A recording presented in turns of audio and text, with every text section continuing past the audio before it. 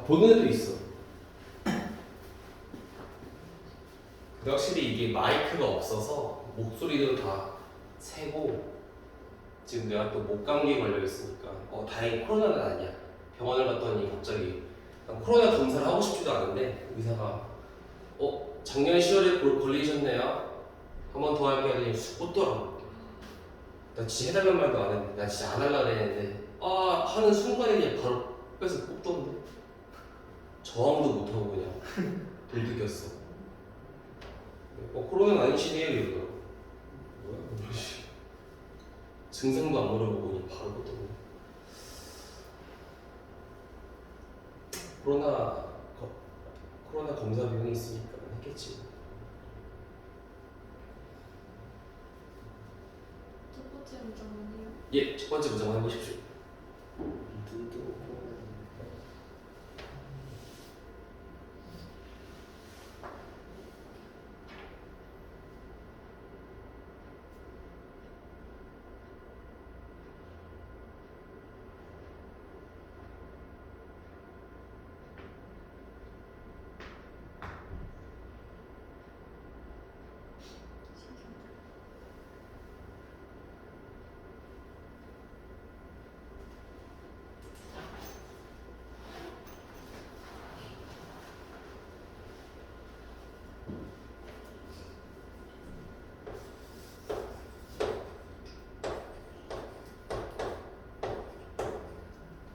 우리 이런 거를 뭐라고 그러지? 등위 접속사라고 해요.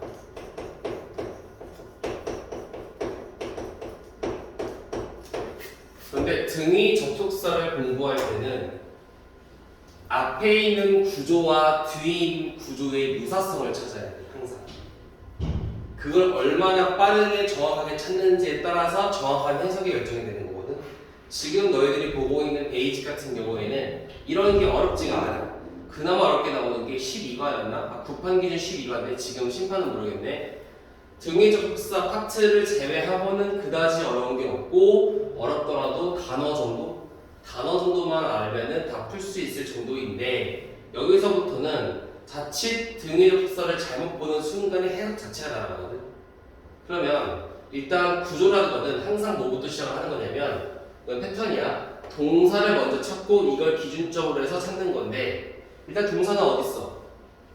여기 있지, depend. 그렇지? 그러면 동사 앞에 있는 이 whether부터 not까지가 바로 주어가 되겠네. 그럼 depend 다음에는 뭐가 있니? 일반적으로 나오는 전치사가 뭐야? on이야. depend on. 일단 여기까지 찾았지, 첫 번째. 그럼 두 번째. 등위 접속사를 보니까 but이라는 게 있고 and라는 게 있네. 이게 어떻게 연결이 되는지 봐줘야 되는 거야.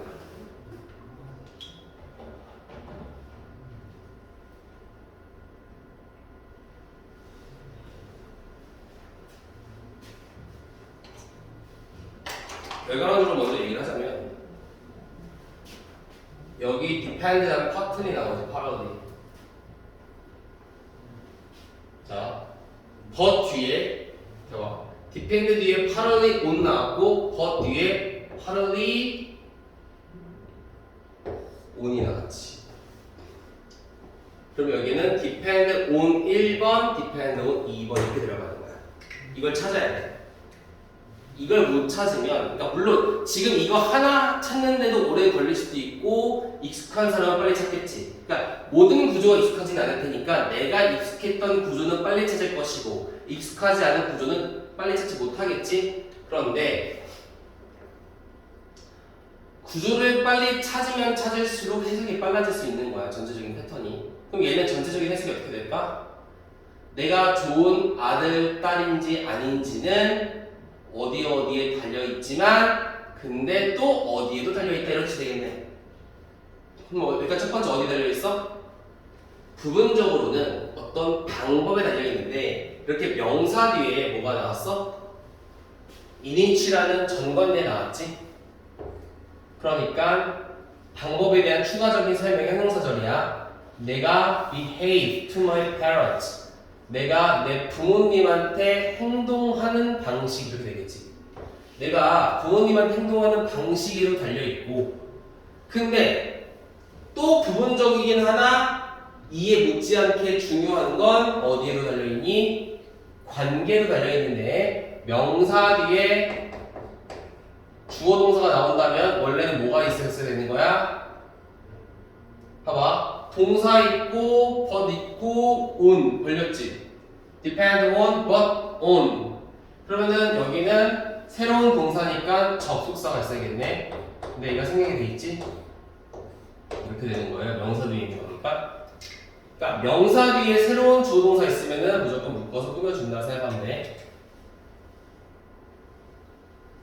내가 내 형제들과 가지고 있는 관계 이렇게 되겠네.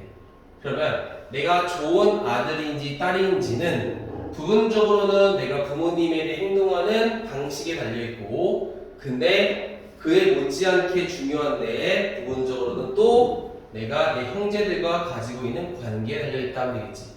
그러니까 이런 식으로 좀 찾아야 되고 이걸 찾다 보면 빨라질 수 있다는 거지. 그게 핵심 포인트라고 보면 됩니다.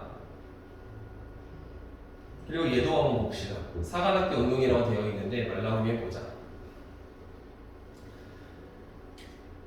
우리가 웨더를 이런 애들이 있어. 웨더 선생님 웨더는요 명사절에서 나오는 거잖아요. 그러니까요 얘는 주어네요 라는 친구들이 있거든. 그렇게 생각하면 안 되고 내가 항상 강조하는 게 뭐부터 동사부터 찾는 게 중요해.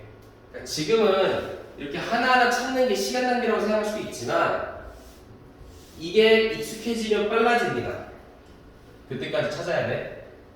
여기 있는 동사를 좀 찾아보니까 일단은 접속사에 걸리는 동사는 동사로 볼 수 없지, 그치? 분동사로 볼 수 없죠? 그럼 진짜 동사가 어딘가 보니까 여기 있네.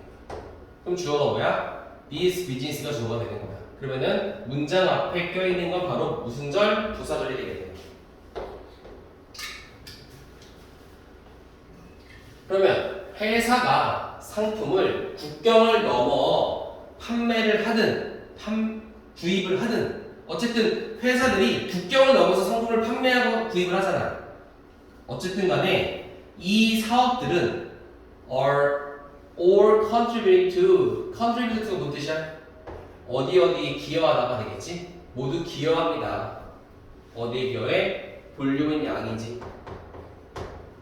국제 무역의 볼륨, 국제 무역의 양에 기여를 하는데 그건 바로 뭐야? 뒤에 추가 설명. That is fueling the global economy. 우리 fuel이라고 하면은 연료라고 외웠을 거야. 근데 생각을 해봐. 비동사 플러스 ing라는 것은 뭐니? 동사 해석이 된다는 거지, 그치? 연료가 동사로 해석하면 어떻게 될까? 우리 연료는 뭐해? 자동차에 연료를 주입하면 어떻게 돼? 빵 나가잖아. 이런 느낌이야. 그러니까 세계 경제에 연료를 주입하는 국제 무역의 양에 기여한다. 이런 해석이 되겠죠. 그러니까 회사가 물건을 판매하든 구입을 하든 이 사업들은 세계 경제에 연료를 주입하는 국제 무역의 양에 기여한다. 이렇게 되겠지. 판매도 기여하는 거고 구입도 기여하는 거고 이렇게 되는 거지, 그렇지? 근데 여기는 엔드를 기준으로는 많이 없었는데 해석을 하다 보면 빨라집니다. 네, 이런 걸 좀 빠르게 해야 하는 거고 요거는 고3거긴 한데 난이도가 어려운 편은 아니고요. 위에 거는 조금 우리가 눈여겨볼 만한 문장이라고 생각하고 아래는 좀 쉬웠던 거고, 그렇지? 그러면 일단 요 글을 먼저 보겠습니다. 선생님은 기본을 보면 보호 얘기를 다 했었지 우리? 다 안 했나? 현성이 숙제 얼마나 해왔어?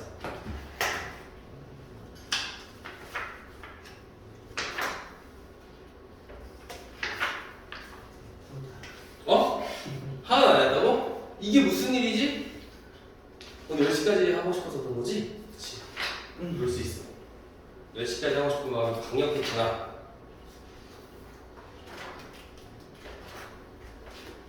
그럴 수 있어. 일단 전체적인 우리 복습을 한번 하고 틀을 한번 가겠습니다. 목차를 보고 좀 얘기를 해볼까? 5가부터 8가까지가 동사의 이해야. 8가는 가정법이니까 동사 문법을 하지만 일단 제쳐두고 1가부터 7가까지가 왜 1부터 7이냐면 얘기를 해보겠습니다.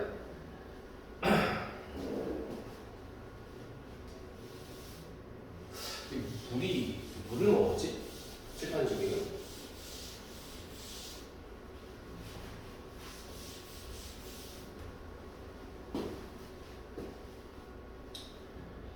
이게 맨날 하는 말 똑같긴 한데 중요하니까 똑같은 말 계속 하는 건데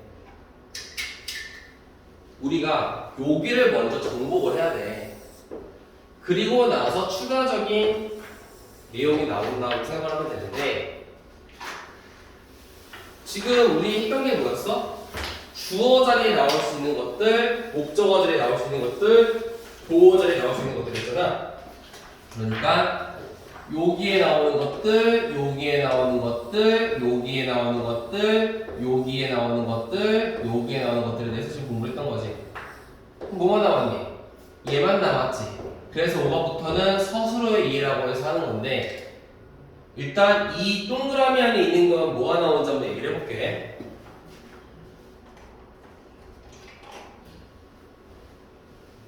쉽게 우리가 SVOC라고 가정을 해보면 이 자리에 나올 수 있는 것을 다시 한번 정리해보면 첫 번째 뭐 나올 수 있니? 2V 나올 수 있겠지? 두 번째 V, ING 나올 수 있을 거야. 둘이 차이 있어 없어? 없어. 얘는 없는 거야. 그리고 세 번째 뭐가 나올 수 있을까? 절이라는 명목으로 대시라는 절이 나올 수 있겠지. 완전한 문장. 그 다음에 와 뒤에 불완전한 문장이 나올 수 있겠지. 맞아? 그 다음에 whether라는 게 나올 수 있어. 완전한 문장 나올 수 있고. 그 다음에 if는 못 나오고 뭐 나올 수 있니?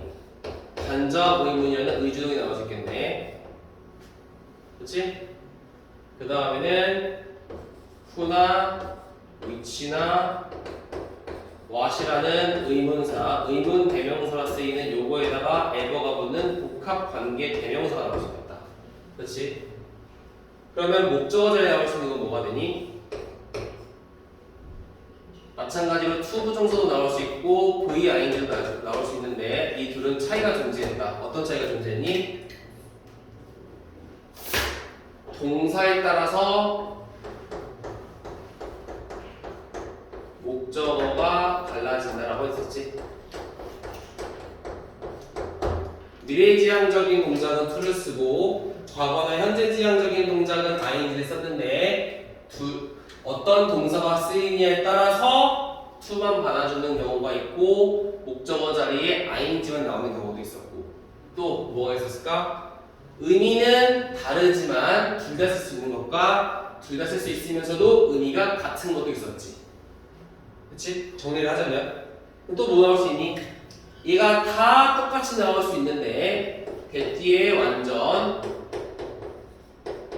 와 뒤에 불완전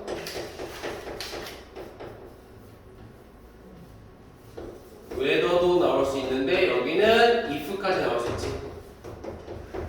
그렇지? 또 의주동 나올 수 있고 복합관계 대명사 ever도 나올 수 있지. 그렇지? 보어도 똑같아. 보어도 목적어랑 다 똑같이 나올 수 있는데 다만 우리는 보어에 의해서는 뭐가 있었니?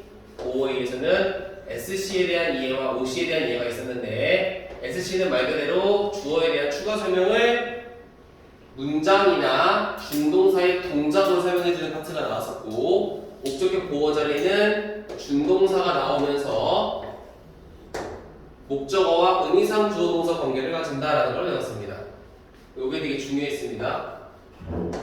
시험에 많이 나오고 안 나오고를 떠나서 뭐가 중요하냐면 얘는 우리가 우리가 SVOC에서 O와 C의 관계가 중요하기 때문에 자연스럽게 동사의 의미가 퇴색된다고 그랬어. 그렇기 때문에 이 동사는 해석을 어떻게 준다고 그랬니? 그냥 하다라고 해석해주면 된다고 그랬지? 몇 가지를 제외하고 뭐 want라던가 expect 같은나 이런 미래지향적인 동사를 제외하고는 그냥 하다라고 해석하라고 했습니다. 이게 저번까지 배웠던 내용이고, 그러면 오늘 배울 내용은 아니지만 이 동사 파트는 뭐를 공부하는 거냐면, 오늘 할까? 일단 얘기를 해볼게요. 이제 요것만 남았네. 이 동사에는 몇 가지 보면 되냐면 세 가지를 보면 됩니다. 엄밀히 따지면 동사는 세 가지를 보면 되는데, 그거를 나열을 하자면 1번 시제라는 게 있고, 2번 태라는 게 있고, 3번 조동사라는 게 있어. 그래서 4번에 가정법이라는 게 있기는 한데, 가정법도 동사 문법이랑 포함이 되어 있지만 가정법은 자연스럽게 부사절과도 연결이 되는 개념이라서 일단은 두겠습니다. 그러면 이 시제라는 게 뭔가 했더니 동사가 발생한 시점을 얘기하는 거지, 그치? 동사가 언제 발생했는데 이런 게 동사의 시제인 거고, 태는 주어 동사의 관계를 얘기하는 거지. 주어가 동작을 했냐 당했냐, 능수동태에 대한 관련된 구문들이 나오는 거야. 조동사는 뭐 말할 것도 없지, 그치? 조동사는 동사의 의미를 더해주는 조사야, 조사. 조사의 대조는 똑같아요. 동사의 의미를 더해주는 조사야. 그래서 우리가 예를 들어서 이라는 게 먹는다라면 여기에 뭐 can이 붙어야 된다 그러면은 먹을 수 있다가 되는 거고, 뭐 should가 붙는다 그러면은 의무로서 먹어야만 한다, 이런 거 종류별로 정리를 해야 되겠지? 머릿속에 있겠지만 뭐 그런 내용들이 나옵니다. 가정법은 이 동작이 발생 가능성이 없을 때 쓰는 거라로서 뭐 가정법 과거 완료 이렇게 시험 때 나왔던 범위로 기준을 잡자면 공부를 했던 것들이고, 이런 것들에서 일단 기본적인 구조가 끝난 거야. 여기서 기본적인 구조가 이렇습니다 라는 거를 보여주는 내용입니다. 뭐 하려고 그랬는데 기억이 안 나지? 근데 너희들이 이 시제를, 나는 개인적으로 시제를 마지막에 다루는 이유가 이게 제일 어렵다고 생각을 해. 너희들이 말하는 시제는 현재는 이걸 쓰고요, 과거는 이걸 쓰고요, 미래는 이걸 쓰는 거예요, 완료는 이걸 쓰는 거예요 라고 얘기를 하겠지만, 실제 문장 수능 기출을 내가 예시를 들어줄게요. 수능 기출을 예시를 들면은 이게 오답률이 되게 높은 문장인데, 이건 아니다. 높은 건 아니구나. 맞나? 얘 한번 보여줄게. 자, 얘를 보면은 예시야. 이건 예시를 위한 문장이니까 그냥 그러려니 하시면 됩니다. 너네 contemporary 뭔 뜻이니?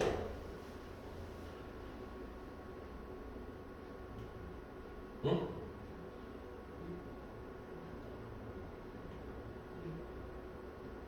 이게 뭔 뜻이야? 컴퓨터. 그건 컴퓨터고.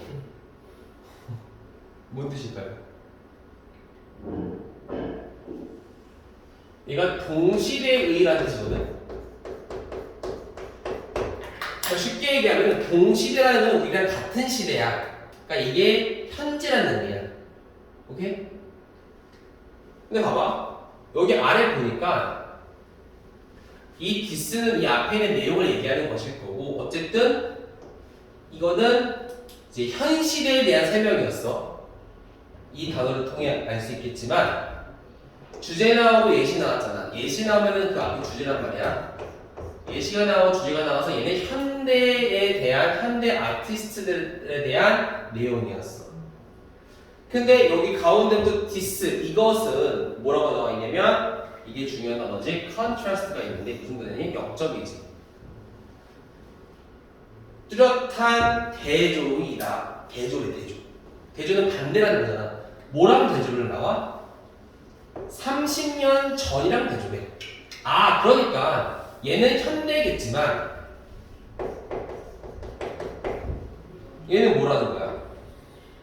과거라는 거잖아. 그럼 지금 대조하고 있는 부분이 뭐니? 현대랑 과거를 비교하고 있는 거야. 근데 빈칸에서 찾고 싶은 건 뭐야? 현재잖아. 그럼 이걸 그대로 내려오는 게 정답이거든. 그러니까 내가 말하는 시제는 이런 걸 얘기하는 거야. 문장 속에서 어쨌든 정답의 도출은 과정은 많은 부분에서 두 가지 개념을 비교해서 결국 정답을 도출하는 케이스가 되게 많아. 주제든 요지든 간에. 알겠지? 그런데 그 비교 대상이 내용이 아니라 시간일 수도 있다고. 이 시대는 이랬고요. 저 시대는 저랬어요. 그런데 글쓰는 지금 이 시대에 대한 내용을 원하는 거지. 여기도 보면 봐봐. 과거지만 이거를 보고 previous decades라는 거는 과거잖아. 여기까지 과거라는 내용이야. 그럼 여기 뭐야? 여기까지 과거, 여기서 또 다시 현재. 그래서 여기에 해당되는 내용이 하나밖에 없어서 instinct라는 단어가 정답이 되는 거거든. 그러니까 이게 뭐냐? 뭐 과거에는 컴퓨터에 의존을 했지만 현대에는 컴퓨터에 전혀 의존을 하지 않아. 컴퓨터에 대한 언급조차 없어. 그래서 오늘날 컴퓨터 예술가들은 사라진 것처럼 보인다. 이런 정답이었거든. 이게 이제 고3 수능 평가원 기출 문제인데요. 빈칸 중에서 31번입니다. 그러니까 내가 말하는 시제는 이런 걸 얘기하는 거기 때문에 마지막에 하는 이유는 가장 마지막이라고 생각을 해요. 제 생각에는 시제까지 이제 구효를 하는 거는. 근데 우리가 배우는 시제는 뭐니? 기껏해야 현재 있고 과거 있고 미래 있는데 이게 일반 시제, 완료 시제, 과거 완료, 현재 완료, 미래 완료, 진행 시제, 과거 진행, 현재 진행, 미래 진행 이 정도 있을 것이고, 그렇지? 태라는 것은 능동태와 수동태가 있는데 얘랑 합쳐지면 어떻게 돼? 현재 기준으로 현재 수동, 과거 수동, 미래 수동이 될 것이고, 얘는 현재 완료 수동, 과거 완료 수동, 미래 완료 수동이 있을 수 있을 것이고, 진행 수동, 과거 진행 수동, 현재 진행 수동, 미래 진행 수동이 있을 것이고, 그렇지? 요거를 합치는 쪼개내는 것도 중요해요, 되게. 이것도 나와요, 뒤에. 그런 내용들만 보면 될 것이고, 그렇지? 조동사 뭐 이건 그냥 넘어가. 그래서 이 두 개를 합치는 것이나 이 시제를 통해 문제를 푸는 방법이라든가 이런 것들이 내 생각에는 가장 마지막이라고 생각이 되기 때문에 얘를 지금 당장 하지는 않겠습니다. 네. 그리고 지금 당장 중요한 게 아닌 게 너희들이 아직 고1이기 때문에 이런 문제 안 나와요. 안 나오고 나와봤자 이거 두 개 속 끊는 건데 이거 내 시대 나오면 내 시대 하면 돼. 그때 하면 되니까 지금 우리가 급하게 할 필요 없다고 판단을 해서 시간이 많은 게 아니라서 방학 때 고등, 중등 어디갔어? 동사의 시제 파트는 넘어가겠습니다. 국어부터 보면 되는데요. 국어가 맞나? 조동사, 수동태, 가정법 뒤에. 가정법도 사실은 중요할 수 있는데, 자 여기서 수식어구라고 나와 있지. 이 수식어구라는 게 무슨 말이냐? 여기 수식어구가 나와 있어요. 근데 이거는 뭐예요? 봐.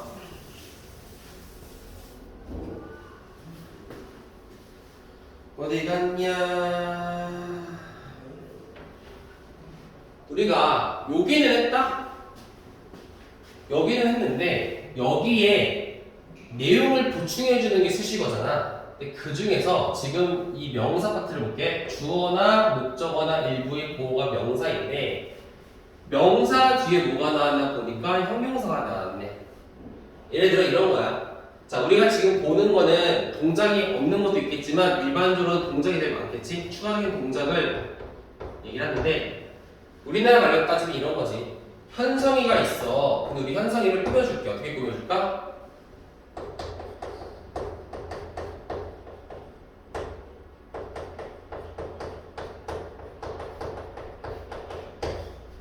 숙지하지 않는 현성이. 그러면 현성이를 꾸며주는 형용사에 뭐가 있니? 동작이 존재하는 거지. 그치? 또 이런 것도 있겠지? 어떤 사실이 있는데 어떤 사실? 현성이가 숙제를 하지 않는 사실. 그러면 우리는 이 사실을 꾸며주는 것이 바로 이 문장이라고. 근데 이 문장도 보면은 뭐가 있니? 현성이라는 주어도 있고 숙제를 하지 않는다라는 동사도 있지. 그러니까 지금 준동사가 얘를 꾸며주는 케이스, 절이 얘를 꾸며주는 케이스에 대해서 배우는 거예요. 알겠죠? 그런 거야. 한마디로 따지면 여기서 보면은 문법은 여기서만 좀 이해를 하자 그랬어. 나중을 위해서 이렇게 이해를 하는 거예요. 나중에 문법을 막 복잡해가지고 막 헷갈리면 정리가 안 되니까.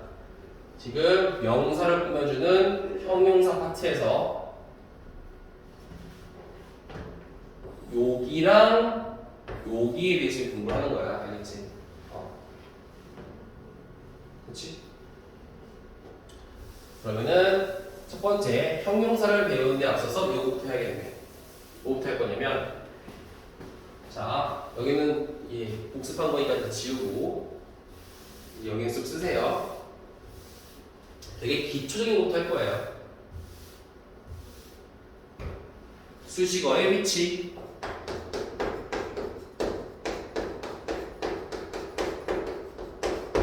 수식어의 위치. 자, 일단은 우리가 지금 형용사를 하고 있으니까 뭘 꾸며주는 걸 공부하고 있는 거야? 명사를 꾸며주고 있는 걸 공부하는 거지. 그러면 명사가 있고 이 수식어의 위치가 어디냐는 걸 보는 건데, 일단 한글일 때는 수식어의 위치가 어디 있어? 앞에 있어요. 항상 우리나라 말은 이건 영적 때문에 하는 거야. 우리나라 말에는 명사 앞에 위치한 게 수식어야. 그런데 영어는 어떨까? 명사를 기준으로 앞에서 꾸며주는 것도 있고 뒤에서 꾸며주는 것도 있어요. 이렇게. 그럼 둘의 차이점에 대해서 공부를 해야겠지? 거의 알고 있을 건데 정리하는 거야. 보통은 하나의 단어로 된 형용사는 앞에서 꾸며줘. 예를 들어볼까? beautiful. 아름다운 이의 형용사지? flower. 앞에서 꾸며주고 있지. 그치? 또 boiling, water, falling, leaves. 물론 이 boiling이라는 거는 boil이라는 동사에다가 ing를 붙인 분사 형태이지만 이 오직 한 단어로만 되어 있기 때문에 앞에서 보여주는 거지. 얘도 마찬가지야. 오직 한 단어이기 때문에 앞에서 꾸며주는 거니까. 이렇게 하나의 단어로 될 때는 앞에서 꾸며준다라는 건데, 이건 일반적인 규칙이지 절대적인 건 아니야. 그러니까 선생님, 제가요 영어를 봤는데요 원어를 보일링이라고 되어 있네요. 예, 물론 안 되지만 한 단어를 뒤에서 꾸며주네요 라고 하는 게 있다면 맞아요. 틀린 거 없어요. 가능하다고. 실제로 너네가 이런 시라던가 명언 같은 거, 격언 같은 것들은 뒤에서 꾸며주는 경우가 많아. 그러니까 이런 느낌, 우리나라 따지면 이런 느낌이야. 시를 쓰는데 당신은 꽃이에요. 꽃 같아. 아름다운 느끼하다. 뭔가 여운을 남기고 있잖아요.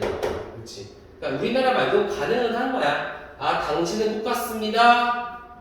좀 쉬고 아름다운 점점점점. 그럼 이 아름다움은 사실 이 꽃을 꾸며주는 건데 얘 뒤에 있다고. 가능하다고. 이런 시나 명언이나 격언 같은 경우는 가능한데, 그러니까 문법적으로 틀렸다고 할 수는 없는데 내가 말하는 거는 일반적인 경우에는 보통 앞에서 꾸며준다라는 거야. 알겠지? 근데 뒤에서 꾸며주는 거는 뭘까요? 뒤에서 꾸며주는 거는 앞으로 절대로 갈 수가 없습니다. 이거는 참고로 얘기하면은 뒤는 덩어리야. 덩어리는 뭐라고 할 수 있는 거야? 2개 이상의 단어를 얘기하는 거지. 그렇지. 이런 덩어리는 뒤에서 꾸며준다 이런 거예요. 이거는 지금도 필요하겠지만 나중에 너네가 대학 가서 회화도 공부할 거 아니야. 그때도 좀 도움이 많이 되거든. 어떤 점에서 도움이 되냐면 우리나라 말은 아까 얘기한 대로 앞에서 꾸며줘야 되잖아. 그래서 수식어를 선택을 하고 그 다음에 명사를 얘기해야 돼. 이미 문장을 만들어 놓고 말을 해야 돼. 이게 우리나라 말의 특징이야. 그러다 보니까 자연스럽게 너네도 영어를 공부할 때 우리나라의 언어 습관이 있잖아. 그래서 자연스럽게 수식어를 다 생각을 하고 말을 해. 그치, 그럴 거 아니야. 근데 회화 같은 거 시험을 보는데 뭐 시험을 컴퓨터가 보는 경우도 있고 직접 사람이 보는 경우도 있는데 사람이 보든 컴퓨터를 보든 간에 이 사람이 영어를 잘하고 있냐 없냐의 기준점이 내가 생각하고 말하면은 점수를 잘 못 받아. 야 완전 프리스타일로 얘기하는 게 점수를 잘 받아. 자연스러워서. 어떤 느낌인지 얘기를 해볼게.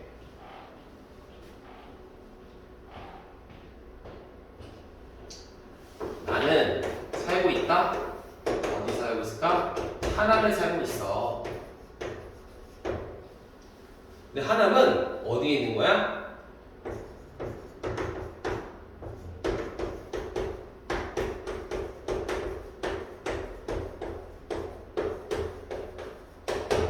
서울 근처에 위치한 거야.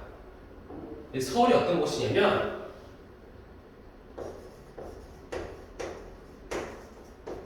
위치를 쓰자. 사람들이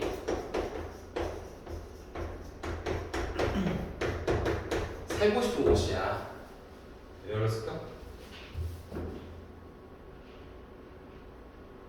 그치? 왜 그랬을지. 위치 쓰면 이는 써야 되니까. 근데 그 사람들이 어떤 사람들이냐면 이건 여기다 써도 상관이 없어. Who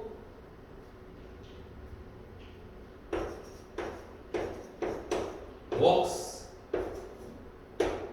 at 삼성이라고. 삼성에 다 있는 사람들이야. 삼성은 어떤 회사야? Which is the largest company in Korea. 한국은 어떤 거야? Which is popular in K-pop. 여기서 맞추자. 얘 우리나라 어떻게 하는 거야? 나는 K-팝으로 유명한 한국에서 가장 큰 회사인 삼성에서 일하는 사람들이 살고 싶어하는 서울 근처에 위치한 하나의 살고 있다. 이렇게 되겠지. 근데 영어는 그게 아니야. 그냥 내가 명사 있는데 명사에 대해 추가 설명해주고 싶어? 그럼 끊는 거야. 나 하나를 샀는데 이게 어디야? 서울 근처야. 근데 이게 뭐냐면 사람들이 살고 싶어하는 곳인데 그 사람들이 보통 삼성에서 일을 해. 근데 삼성은 한국에서 가장 큰 회사이고 근데 한국은 K-팝으로 유명해. 이렇게 된다고. 그러니까 이거를 내가 그러니까 이게 발음상으로는 끊기지. 여기서 이렇게 끊겨서 얘기하느냐 얘를 쭉 얘기하느냐에 따라서 점수가 달라져. 실제로 실제야. 평가를 할 때 그렇습니다. 그리고 이렇게 해야 애들도 알아들어. 애들도 이렇게 얘기하니까. 원래 이렇게 얘기해요, 애들도. 사실 나도 까먹었는데 회화를 하도 안 하다 보니까 나는 대학 다닐 때 한국말 쓰는 게 거의 없을 정도로 그랬음에도 불구하고 이거는 그냥 참고만 하고요. 내 말은 우리가 아까 보면 알겠지만 아까도 문장이 긴 건 아니었지만 좀 길었잖아. 평소보다는. 이럴 때 내가 이 긴 문장을 한 번에 이해를 하겠다라는 생각을 버리고 해석을 먼저 하면서 이 뼈 해석을 하면서 메인 소재와 주제를 잡으면서 이 속에 있는 기타 수식어들에 대한 추가 설명을 그냥 덧붙이는 형태로 해석을 해주면 이해가 잘 돼요. 습관 자체를 보게 드리면 언어의 능력에 따라 좀 다르긴 하겠지만 그렇습니다. 그래서 일단은 여기까지 하고 조금 쉬었다가 이거에 대한 패턴과 예문을 한번 보도록 하겠습니다. 그렇죠?